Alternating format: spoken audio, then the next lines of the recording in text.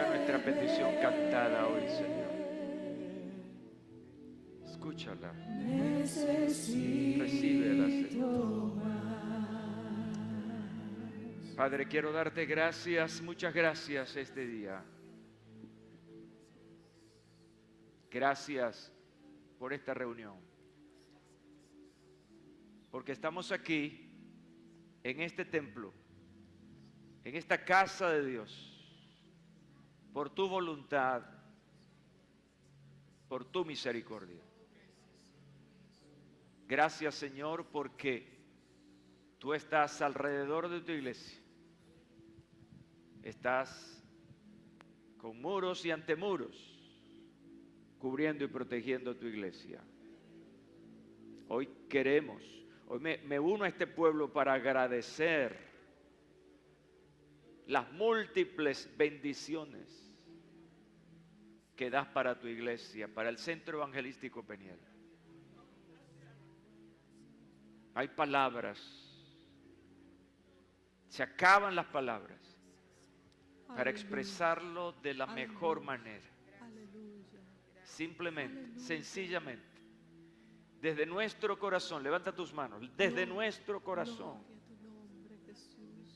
solo queremos agradecer, Señor, y reconocer que ciertamente tú tienes el control. Que el control de la iglesia no es humano, el control de la iglesia es divino. Y tú pastoreas a tu iglesia, y tú pastoreas a tu pueblo, Señor, como tú quieres, en tu perfecta, buena y agradable voluntad, nos pastoreas. Por eso hoy declaramos: el Señor es mi pastor y nada me faltará. Bendito sea su nombre. Diga: nada me faltará. Nada me faltará. Repítelo: nada me faltará. Bendito sea tu nombre. Te adoramos y aplaudimos a tu santo nombre. ¡Aleluya! Gloria a su nombre. Él es bueno. Él es bueno y para siempre es su misericordia. Aleluya. Gracias, Jesús. Gracias. Amén. Pueden sentarse. Gracias, gracias de verdad al Señor. Gracias por las personas que hoy están compartiendo con nosotros, nuestros invitados. Que Dios me los bendiga a todos grandemente. Múltiples razones para agradecer al Señor sus cuidados y sus diversas provisiones. Como lo decía la pastora,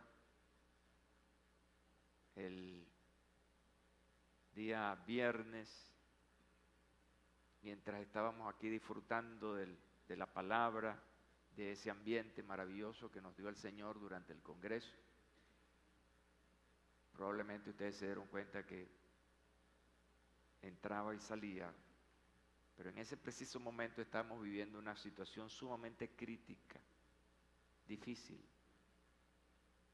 y no sé cómo prediqué ese día, pero ahí es donde uno ve la fortaleza y la bendición del Señor. Esther me está animando para que escriba un libro sobre toda esta historia. El Señor me ayude.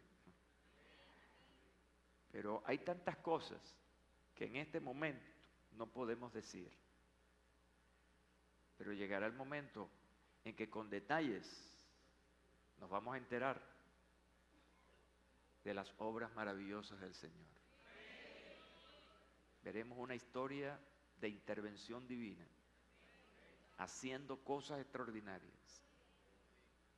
Lo que se planificaba en lo oculto, el Señor lo revelaba en el presente para su pueblo. Gloria a Dios. Y cómo Dios engrana las cosas. Yo me imaginaba en esta mente finita y diminuta para comprender a Dios, imaginaba un gran tablero de ajedrez y el Señor moviendo piezas, piezas y piezas. Siempre fue así y sí seguirá siendo así. ¿Cuántos creen eso? Amén. Gloria a Dios. Aplaudamos al Señor.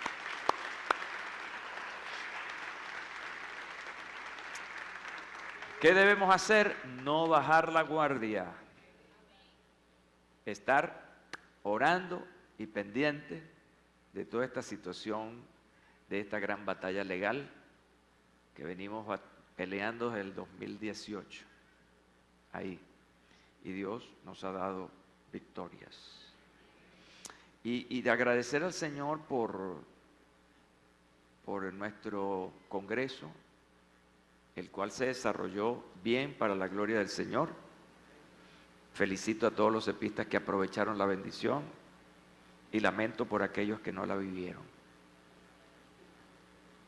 Pónganse pila, pues.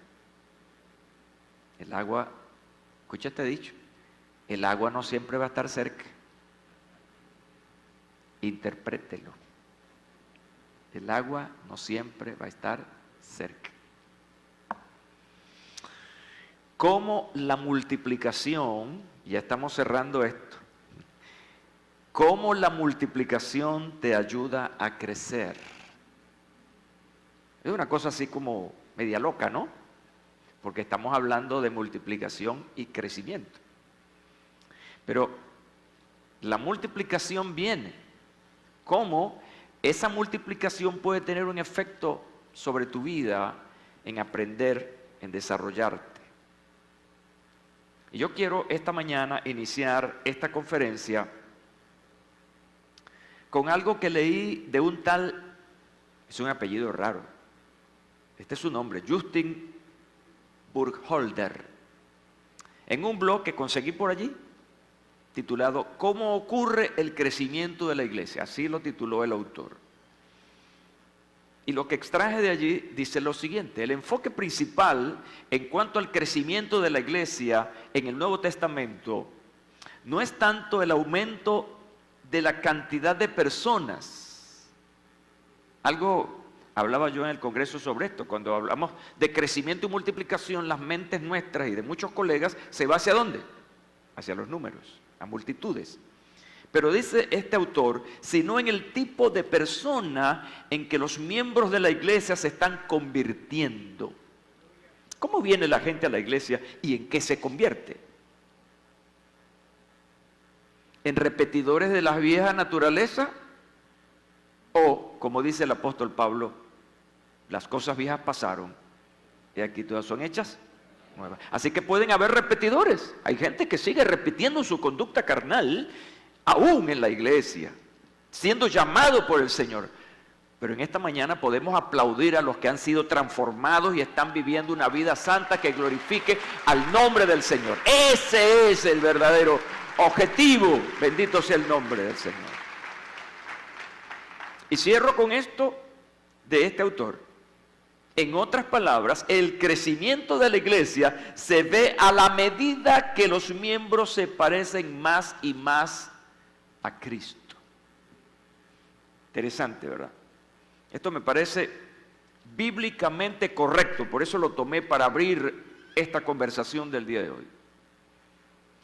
Por cierto, los invito a leer mi pequeño libro, El carácter de Jesucristo en la vida del creyente. Allí exploro asuntos relacionados con la realidad de que si el discípulo imita a Cristo, esto es bien interesante, si el discípulo imita a Cristo, entonces se dará otro tipo de multiplicación, el numérico. ¿Qué pasa con las personas que son carismáticas? Se convierten, ellos en su naturaleza son así, pero se convierten ¿en qué? En lo que llamamos por ahí influencer. Yo creo que una persona que imita a Jesucristo es un verdadero influencer. Gracias por el amén que escuché por allá. Gloria al Señor. Un verdadero influencer, es decir, una persona que está influenciando a otros. ¿A qué? Bueno, a que tome aquello que hace que esa persona sea una influencia. En otras palabras, que siga al Señor Jesucristo. Y eso va a traer entonces ese crecimiento numérico. Lo que quiero decir con esto es que tu crecimiento espiritual puede generar un crecimiento numérico. Esto del carácter de los discípulos marca lo que yo llamo un hito importante en nuestra iglesia. Y ese en que si todos vivimos como Jesús, entonces vamos a atraer a muchos al Evangelio. De hecho, así ocurrió en la primera iglesia. Los primeros discípulos se hicieron atractivos. Por lo tanto, la iglesia se hizo atractiva. Y todos querían estar allí. Qué lindo, ¿verdad? Todos querían estar en la iglesia. Dice que el Señor añadía cada día los que iban a ser salvos. Para mí, esto es fundamental. Hoy tomamos la historia para aplicarla y vivirla, no como un cuento, no para llenarnos la cabeza de historia, sino para repetir lo que esa historia de alguna manera nos marca o puede marcarnos. Fíjense esto. Así como ocurrió con estos primeros cristianos que comenzaron a desarrollar un comportamiento, una conducta, una vida parecida a Jesucristo, así puede ocurrir al contrario. Y esto me preocupa, que esa falta de carácter cristiana entonces genere otro tipo de situaciones. ¿Como cuáles? Bueno, conflictos, divisiones, gente decepcionada, defraudada. ¿Cuántas historias hemos escuchado de malos cristianos que viven una vida no conforme a lo que el Señor establece? Yo, para ser evangélico como fulano, mejor me quedo así. ¿Cuántos han escuchado esa expresión? Ay, gracias. Mire, la gente lo está haciendo ahora diferente. Sí, pastor. Y yo creo que esto trae para nosotros hoy una fuerte demanda muy importante. Hoy entonces van a ir conmigo al muy citado libro de los Hechos de los Apóstoles para observar, pero también aprender cómo ese carácter cristiano creció en los miembros de esa naciente congregación, trayendo como consecuencia que otros vinieran a los pies del Señor Jesucristo. Hechos capítulo 6, versículo 1. Voy a leer este versículo de abreboca, pero voy a ir desarrollando expositivamente algunos detalles que vamos a ver hoy en esta conferencia. Dice, en aquellos días, al aumentar el número de los discípulos, me encanta la expresión discípulos, no dice creyentes, no dice evangélicos, está hablando de discípulos, es decir, alguien que esté en un proceso de ¿qué? De aprendizaje. ¿Cuántos son discípulos aquí esta mañana? Lo que significa que los que estamos aquí estamos en un proceso de crecimiento en relación al conocimiento y aplicación de la vida de Jesucristo a nuestra vida. Al aumentar el número de los discípulos, escuche bien, eso está bonito. Si el versículo 1 llegara hasta ahí, chévere, perfecto. Pero dice, se quejaron, la bendita queja, vale. Se quejaron los judíos de habla griega en contra de los de habla griega contra los de habla aramea, estoy usando la NBI, de que sus viudas eran desatendidas en la distribución diaria de los alimentos. ¿Qué pasó allí? Problemas. Crecía la iglesia, pero también crecían los problemas. Lo primero que ves aquí, escúchame bien, es que la multiplicación es estresante. Es muy bonito el crecimiento de la iglesia. al aumentar el número de los discípulos. ¿Saben lo que yo veo aquí? Que observo un poderoso, porque esa es la palabra, poderoso resultado de la predicación y el trabajo. ¿Cómo surge todo esto? Surge porque unas 120 personas están comprometidas orando, buscando la dirección del Señor, porque Él les dijo, quédense en Jerusalén, van a ser investidos del Espíritu Santo y después me van a ser testigos. Y ellos están allí tratando de conocer cómo va a suceder estas cosas. La predicación y el trabajo fueron elementos importantes para que se diera esa importante multiplicación de la iglesia. Cuando hablo de trabajo, cuando hablo de predicación, estoy hablando de disciplinas necesarias para que se llegue a un fin y a un objetivo real. En este caso, que se dé a conocer a Jesucristo. Trabajaban en la oración, pero también trabajaban en aprender la palabra del Señor, y todo esto los estaba capacitando como predicadores. En otras palabras, si nosotros, escuchen bien, como iglesia no trabajamos, si nosotros no predicamos, entonces no vamos a obtener resultados. No crean que esto es por obra y gracias al Espíritu Santo, pero Él se vale de elementos como ¿quién? ¿Dónde están esos elementos? Él se vale de alguien por ahí. ¿Dónde están? ¿Dónde están? ¿Dónde están? Se vale de ti. Tú eres el instrumento para dar a conocer a Jesucristo como Señor y Salvador, para lograr transformación de vidas. Y esto se observa en todo el trabajo misionero del apóstol Pablo. Un trabajo enorme, lleno de peligros, de desafíos. Pero cuando tú revisas todo este trabajo del apóstol Pablo de llevar el evangelio a los lugares donde fue a predicar, siempre hubo personas que recibieron al Mesías, a Jesucristo como Señor y Salvador. Recibieron la palabra, pero hubo alguien que tuvo que esforzarse. Alguien con el carácter de Cristo que estaba funcionando en ese carácter, dando un buen ejemplo y dando una buena palabra y recibiendo a la gente para que conozcan a Jesucristo como Salvador. Así que yo te animo, mi hermano, a seguir predicando el Evangelio. Te animo a seguir testificando de Cristo con tu vida y con la palabra que Dios ha puesto en ti a través de su Espíritu Santo.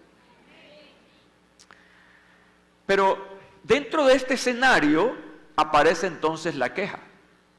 Se quejaron los judíos de habla griega contra los de habla aramea, de que sus viudas eran desatendidas en la distribución diaria de los alimentos. La pregunta es, ¿y dónde aparecieron esas viudas y esos huérfanos? Aparecieron precisamente del Evangelio, de la multiplicación. No siempre, escuchen bien, no siempre la multiplicación nos va a traer gente para sumar al trabajo. Nos va a traer gente también que necesitan ser atendidas.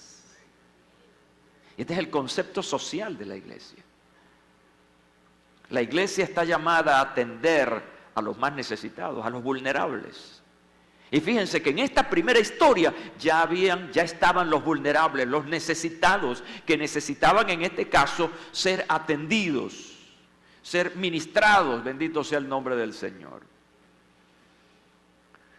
No siempre la multiplicación va a generar alegrías, vítores, aplausos de victoria y de triunfo. Escuché hace unos cuantos años a uno de nuestros conferencistas invitados a un CESI que decía: el crecimiento genera caos. Ciertamente es así, yo lo he experimentado, nosotros lo hemos experimentado. Los que tienen más años en esta iglesia saben que es así. ¿Por qué genera caos la multiplicación? La respuesta es sencilla, simplemente es cuando la multiplicación es explosiva, cuando es un crecimiento acelerado, nunca vamos a estar preparados para atenderla. La multiplicación realmente es algo nuevo. Es algo que no hemos manejado en la trayectoria de nuestra vida como iglesia. atender a tantas personas se complica. No es fácil atender a tantas personas. ¿Por qué? Bueno, porque no contamos con los equipos preparados. No tenemos un lugar para reunir a las personas. A veces espacios muy pequeños. Cuando nosotros iniciamos esta iglesia hace 42 años, teníamos un localcito donde apenas cabrían unas 30, 40 personas. Y no teníamos tantos elementos para que esas personas puedan estar cómodas en ese lugar. No se cuenta con los materiales para discipular. No tenemos un libro, un cuaderno, algo que nos facilite ese proceso de enseñanza y aprendizaje. La atención a los niños realmente eso es un desastre. Es difícil porque no contamos con los espacios especializados para los niños. Yo he enseñado a nuestros supervisores que no multipliquen sus grupos o células si no cuentan con los líderes. ¿Saben normalmente qué es lo que está en la mente de un supervisor, de un líder de grupos familiares o de células? Multiplicación. Eso es lo que está en su mente, en primera línea, es como algo jerárquico. Pero hay que tener cuidado. Tenemos que estar preparados para la multiplicación. Entonces a veces trabajamos mucho en la parte de tener muchos discípulos, pero no tenemos suficientes líderes. De manera que eso es una pata coja, digamos, de esta gran mesa. Y eso entonces es lo que pone a correr a uno cuando hay multiplicación y cuando hay crecimiento numérico, en que no contamos con ciertos elementos que necesitamos para poder darle atención a las personas. De manera que no era algo sencillo que tenían por delante los apóstoles. No era tan fácil. Yo me imagino, como seres humanos, como nosotros, estresados, buscando soluciones, orando, buscando la dirección del Señor, porque no crean, y en esto tenemos que ser realistas, no crean que las respuestas de Dios siempre, para esos santos hombres de Dios, que originarios de la iglesia del Señor, tuvieron respuestas inmediatas.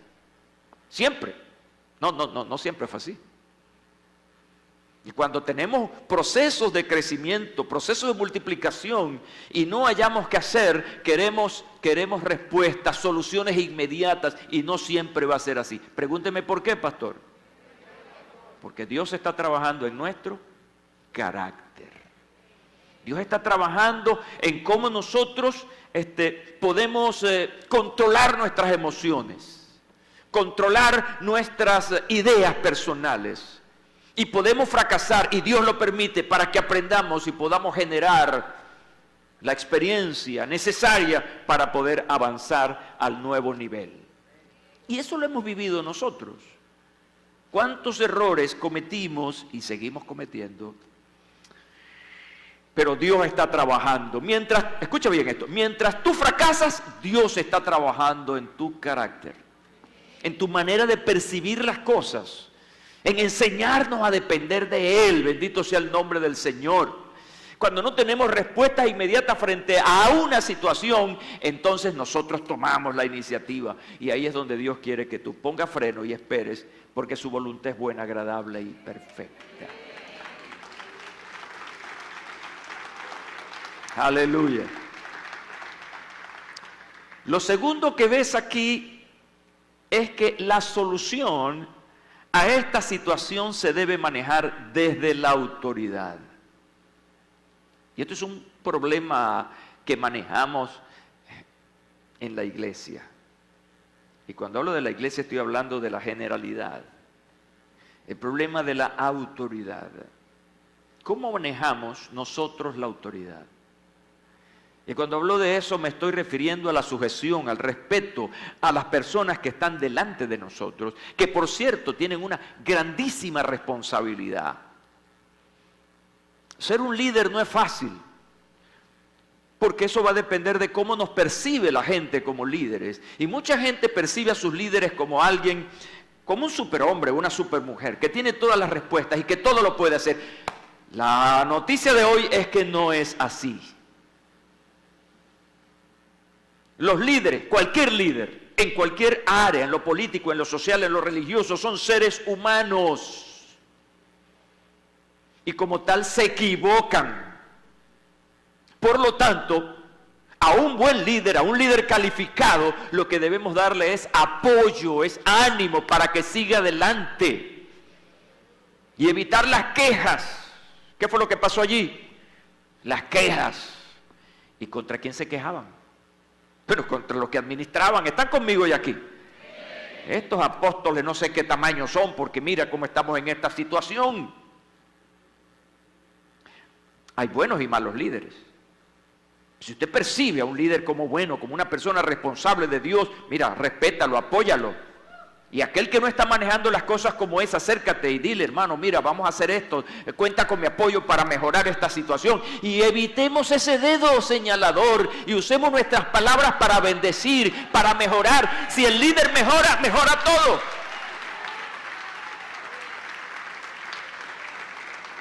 Entonces, la solución a esta situación que estamos leyendo aquí se debe manejar desde la autoridad.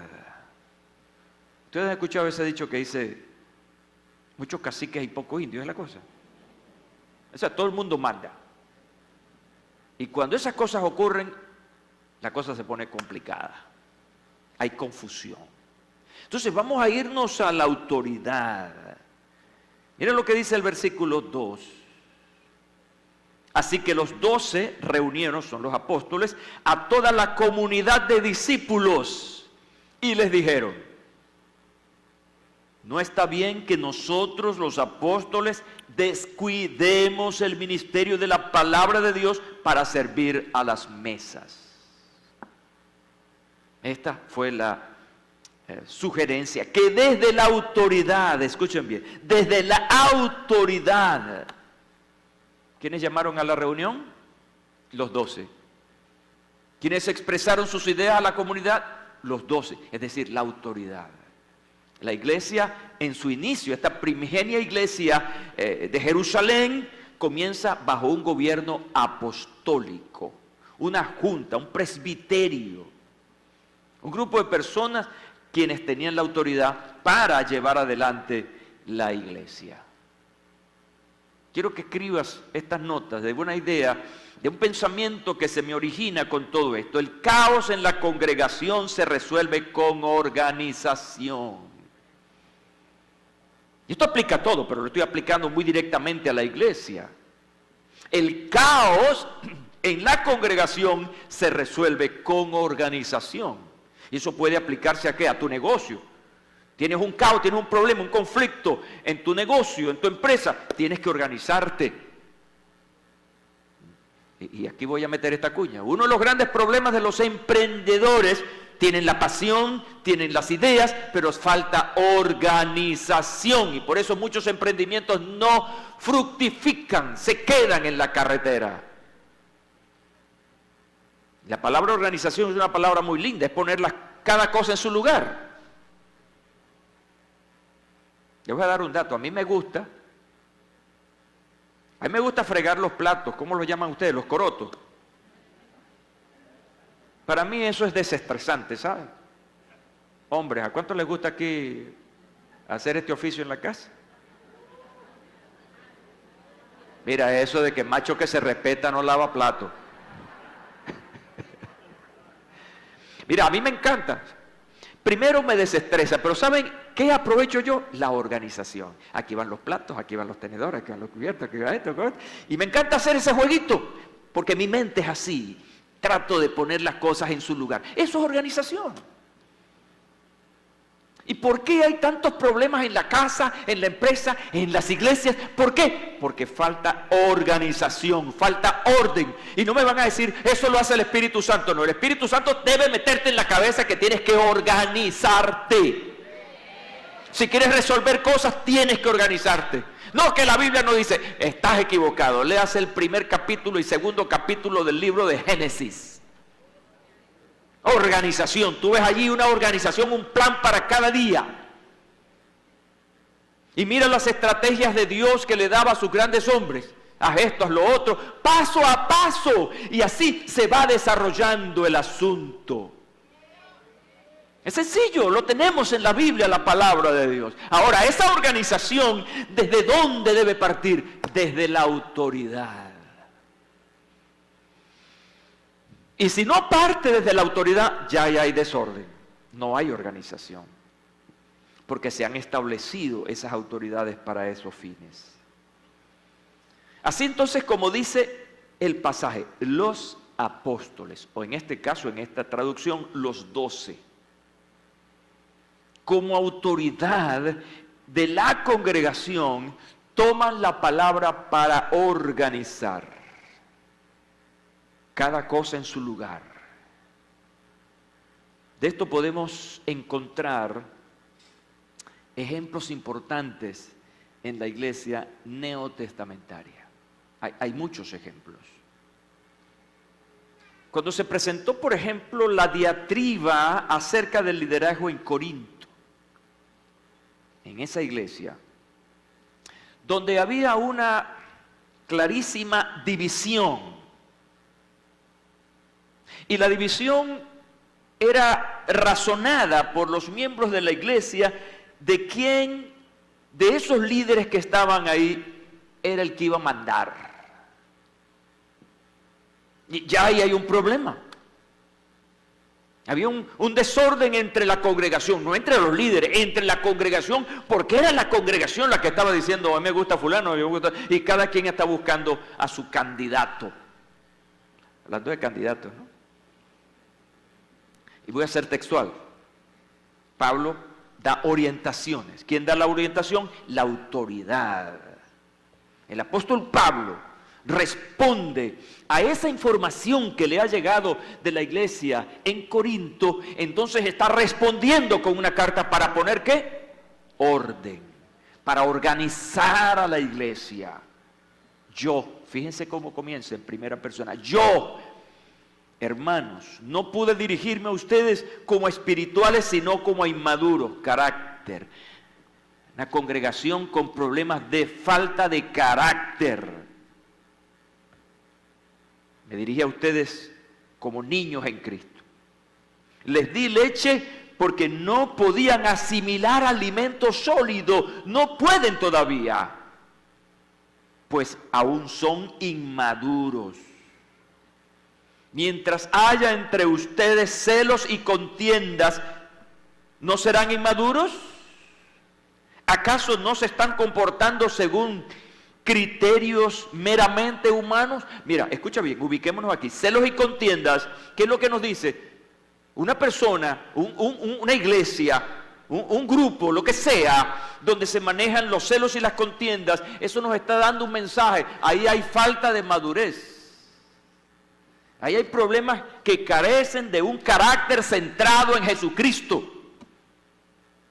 ¿Y qué hacen esas cosas? Atrasan la multiplicación, envían una falsa señal al mundo de lo que el Señor Jesucristo nos ha predicado y nos ha enseñado. Eso es sumamente grave, muy grave. Actuar de esa manera es actuar, como dice Pablo aquí, según los criterios meramente humanos. Pero sigo con el versículo 4.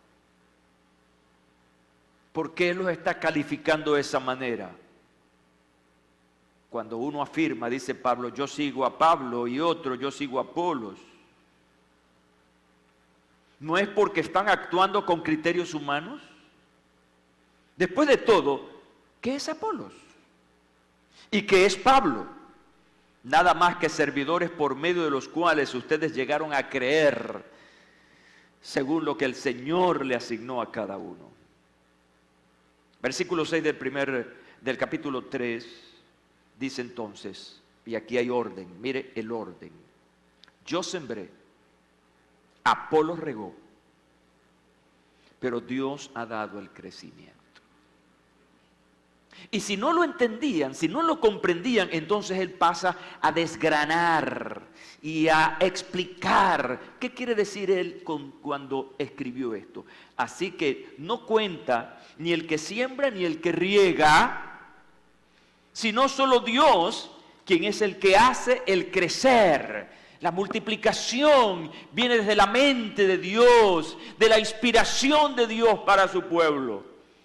Y por eso es que siempre vamos a darle y tenemos que darle la honra y la gloria al Señor, porque la gloria no es el pastor de la organización, la gloria siempre será de Él, porque Él es quien pone el sentir. Mira, quiero abrir un paréntesis aquí en esta parte. Estuve viendo todos los capítulos de un documental que habla acerca de las sectas. Y en ese documental nos presentaron a cualquier cantidad de mesías. Y sabes, una de las primeras características de una secta, seguir siempre, obedecer, hasta entregar su vida por un líder. Es endiosar a alguien. Es hacerlo ver como tal, algo que nace en el mismo Mesías, en el mismo líder, pero que también influencia a sus seguidores para que lo vean y lo hagan ver de esa manera. El líder de esta iglesia, el Señor de esta iglesia, se llama Jesucristo, el Hijo de Dios, y a Él tenemos que seguir y darle honra y gloria. Él nunca se va a equivocar, nunca va a pecar, siempre va a ser el mismo, ayer, hoy y siempre, mientras nosotros los humanos podemos fallar. Por eso no podemos ni debemos tener una fe ciega, ni en un líder religioso, ni en un líder político, ni hacernos de cualquier persona una imagen que sencillamente es perfecta. En algún momento pudiera defraudarnos. Mientras que del Hijo de Dios, que entregó su vida en la cruz por nosotros, jamás, durante su historia terrenal, la Biblia dice que en Él no hubo pecado. Perfecto, un hombre perfecto. Y ahora más en gloria. Aleluya. Vamos a darle un aplauso a Él. ¡A su nombre! ¡Gloria a su nombre!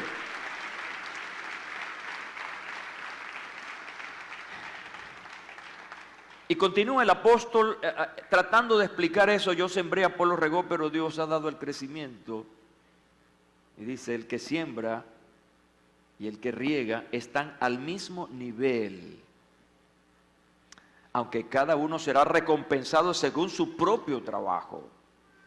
En efecto, nosotros somos colaboradores al servicio de Dios y ustedes son el campo de cultivo de Dios, son el edificio de Dios. ¿Qué hizo el apóstol ahí? Puso orden. La autoridad habló. Un momentico, vamos a organizar esto. Vamos a poner las cosas en su lugar. Yo sembré, Apolo regó, pero Dios ha dado el crecimiento.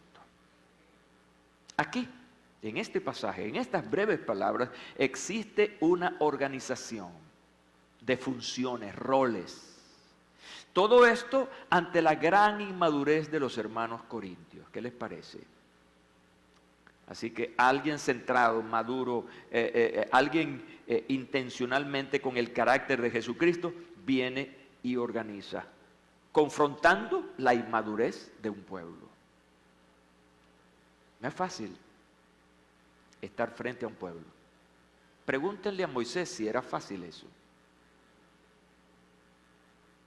Yo no sé si Moisés como humano tenía hipertensión. Era un tipo hipertenso. O como decimos criollamente, le subía el azúcar. O vivía deprimido. ¿Saben ustedes que en encuestas serias, porque en este país no hay encuestas sociales como lo hay en los países del primer mundo, donde hay encuestas hasta de la vida de los ministros religiosos? Se saben realmente muchas características en este caso, y voy a hablar más directamente, de los pastores. En Estados Unidos, por ejemplo, encuestadoras muy serias, pero muy serias, reconocidas y que trabajan mundialmente, se han ocupado de estudiar la vida de los pastores o ministros evangélicos en Estados Unidos. Es que está catalogada como una de las profesiones u oficios de mayor riesgo, Está primero que el presidente de los Estados Unidos. No lo dice José Hernández, lo he leído en encuestas serias. Y hablando de la salud, entonces están en esos 3 niveles. Problemas del corazón, problemas relacionados con la depresión. ¿Se puede deprimir un pastor? Ay, hablemos de eso. No es fácil entonces. ¿Por qué? Porque te enfrentas a un escenario de personas distintas, diferentes, con diferentes ideas. ¿Y sabes una cosa? No puedes, no es que no debes, no puedes complacerlas a todas. Y aquí es donde viene la sabiduría, la organización, de cómo tratar de llevar eso al nivel ganar, ganar. Estoy terminando. Lo tercero que ves aquí conmigo, estamos juntos, ¿verdad? ¿Cuántos están conmigo aquí? Ahora, mosca ahí que no se vaya nadie. Lo tercero que ves aquí es contar con diferentes ministerios para mantener la multiplicación. Y esto precisamente sale de este problema. Escucha bien, de este problema en medio de la multiplicación. Hermanos, viene la autoridad apostólica para hablar. Hermanos, escojan de entre ustedes a 7 hombres, no cualquier hombre. Y fíjense cómo está esto tan sabiamente expuesto. Y se establece en este método de organización, se establecen los requisitos que esos 7 debían tener. Hombres de buena reputación. Otras traducciones hablan de testimonio, de buen testimonio. Viene el elemento espiritual, llenos del espíritu, y viene el elemento mental y de sabiduría. Mira, carácter, espíritu y mente, en esos 3 requisitos. ¿Están conmigo, verdad? Así que estamos hablando también de varios elementos, no de uno, varios elementos que debían conjugarse en esas personas que ayudarían en la organización.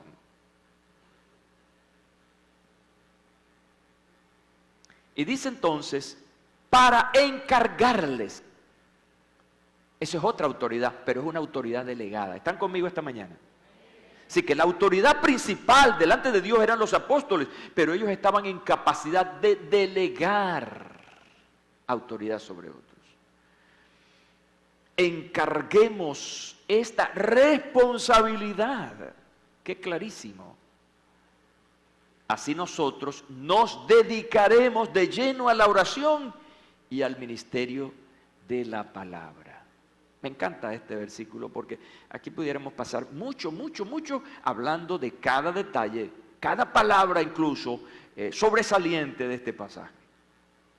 Pero lo primero que debo decirles es que por primera vez, escuchen bien, por primera vez aparece un ministerio diferente al de la predicación de la palabra en el Nuevo Testamento.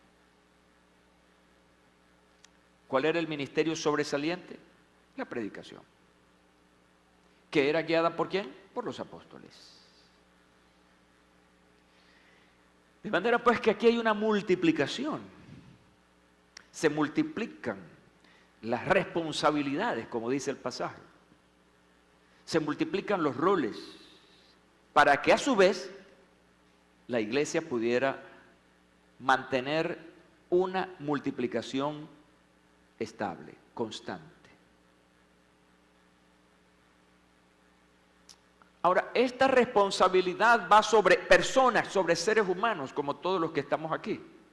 Aquí habla de 7 hombres. Así que este ministerio, diferente al de la predicación, estaría compuesto por hombres, con requisitos breves, pero muy, muy específicos. Hombres de buen testimonio, llenos del Espíritu y de sabiduría. Miren este detalle. No existe en este pasaje, y esto es bien importante que lo tomemos en cuenta, no existe en este pasaje que los apóstoles sean mayores, sean mayor que el de los diáconos. ¿Por qué? Porque se trata de funciones diferentes.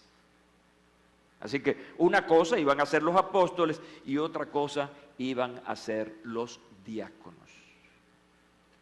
Los diáconos, como su palabra original en griego, es servicio. Así que unos predicarían la palabra y otros harían el trabajo del servicio. Y yo veo aquí que la multiplicación por sí genera multiplicación, y en este caso me estoy refiriendo a la multiplicación de oficios dentro de la iglesia, de roles dentro de la iglesia. Estaba leyendo, investigando sobre esto, y alguien escribió lo siguiente: es difícil no interpretar algo de desdén en la voz de los apóstoles en estas traducciones. En la mente de algunos, trabajar con la palabra de Dios es un ministerio, como lo plantea la NBI, mientras que el trabajo de atender a las mesas es de baja categoría. Y eso debe llamarnos la atención. ¿Saben por qué? Simplemente porque todos somos miembros de un cuerpo. Cuando nosotros tratamos de poner unos abajo y otros arriba, ¿qué pasa? Son cuerpos diferentes, o es un cuerpo desmembrado. Si todos somos miembros del cuerpo de Cristo, todos tenemos una importancia en ese cuerpo, un valor. Y usted puede ver a una parte del cuerpo como insignificante, pero está haciendo un gran trabajo para ti. Está operando en algo que va en bienestar del cuerpo en su totalidad. De manera que el trabajo apostólico era tan importante como el trabajo de los diáconos. ¿Están conmigo hoy aquí? Mucho cuidado con eso. Que alguien se crea mayor que otro. No, señor. Hay una cosa que es difícil conversarla, pero que es necesario. En los nuevos movimientos apostólicos, lo cual yo respeto, lo que no estoy de acuerdo es que en algunas corrientes de estos movimientos apostólicos, los apóstoles se crean en un mayor nivel que el resto de ministerios establecidos en Efesios capítulo 4. Eso sí es malo. ¿Por qué? Porque ahí no estamos hablando de títulos, estamos hablando de oficios. Y mi oficio como pastor será diferente al del apóstol, mi oficio como pastor es diferente al del maestro o el del evangelista. Lo importante es que todos estamos trabajando organizadamente, como dice Pablo en Efesios, para edificar al pueblo de Dios. Eso sí es delicado. De manera que todos estamos haciendo algo, bendito sea Dios. Es una simbiosis donde todos estamos haciendo algo en favor del reino de Dios. ¿Qué pasaría si en esta iglesia no tuviéramos un ministerio infantil, por ejemplo? Estaríamos perdiendo nuestra infancia. No le estamos dando importancia a esos que están en formación. ¿Qué pasaría en Pepe? ¿Recuerdan eso? ¿Qué pasaría en Venezuela? ¿Cuántos se acuerdan de eso? Levanten la mano. Se escucha un ruido por ahí. Las cédulas cayendo. ¿Qué pasaría en esta iglesia, para no hablar de otra iglesia, si no tuviéramos un ministerio de servidores o de diaconía, aunque todos hacen lo mismo, en diferentes cosas, pero son servidores? ¿Qué pasaría? Un desorden. No hay organización. ellos ayudan a organizar y ayudan a servir a la congregación. Y así sucesivamente. Esta iglesia tiene, si mal no recuerdo, unos 14 o 16 ministerios que están trabajando precisamente para mantener un orden y para mantener un servicio. Ahora fíjense, ¿por qué llegamos a esta conclusión? De que el trabajo que hacían los apóstoles era diferente o de menor rango o nivel que el que hacían los diáconos. Porque en el texto griego, es decir, cuando vamos más al exégesis, más al estudio de esa palabra, en ese texto griego le da el sentido importante de que el trabajo de servir a los que tienen necesidades está a la par, en el mismo nivel apostólico o del trabajo apostólico. ¿Qué era cuál? La oración y la enseñanza de la palabra de Dios. Entonces los apóstoles, escuchen bien, los apóstoles de acuerdo a la propuesta, los apóstoles sirven la palabra. Están dedicados a la enseñanza, al discipulado. Y los diáconos, como fueron llamados, sirven a los que tienen necesidad. Lo que indica que si alguno de los dos deja de ejercer su función, ¿qué traería como consecuencia?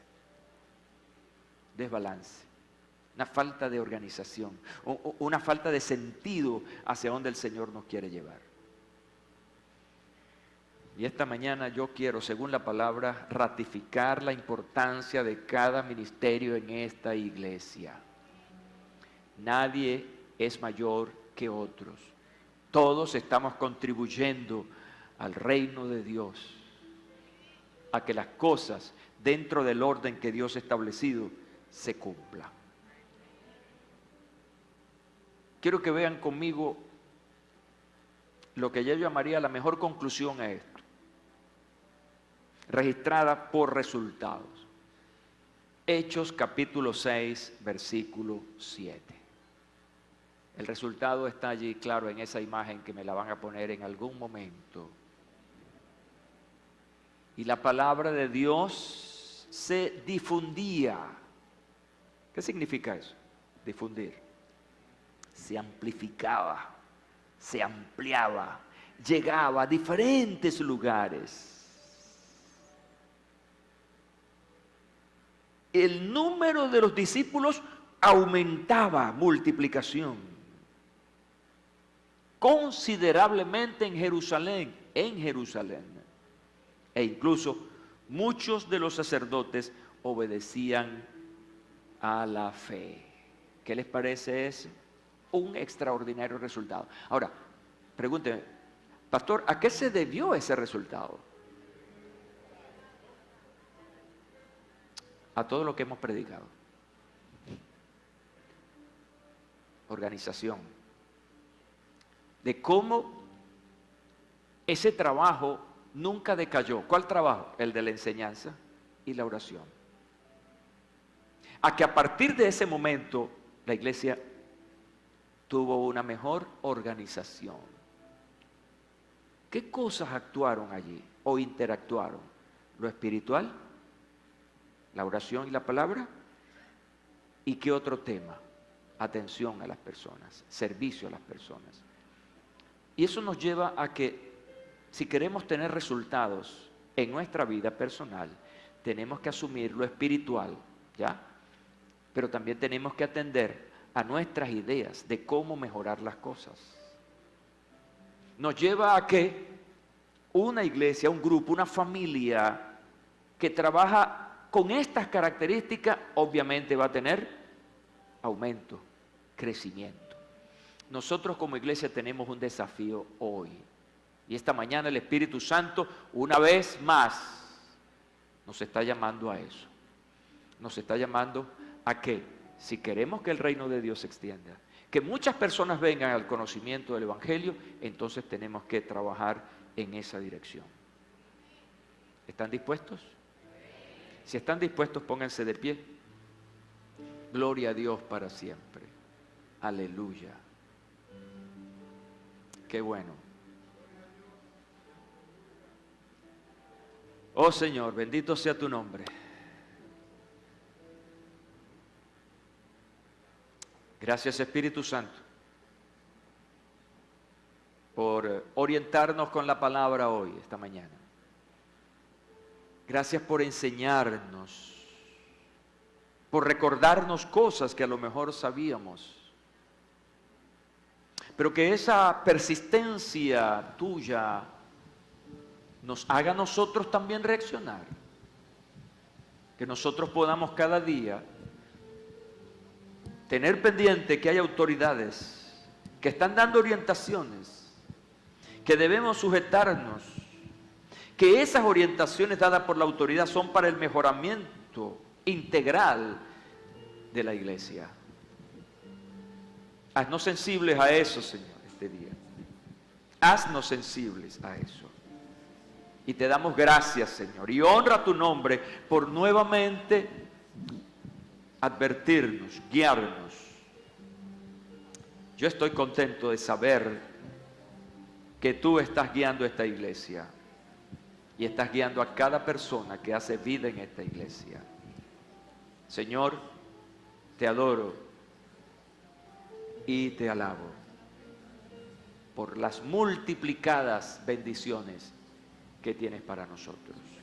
Y todos decimos amén y amén. Gloria al Señor.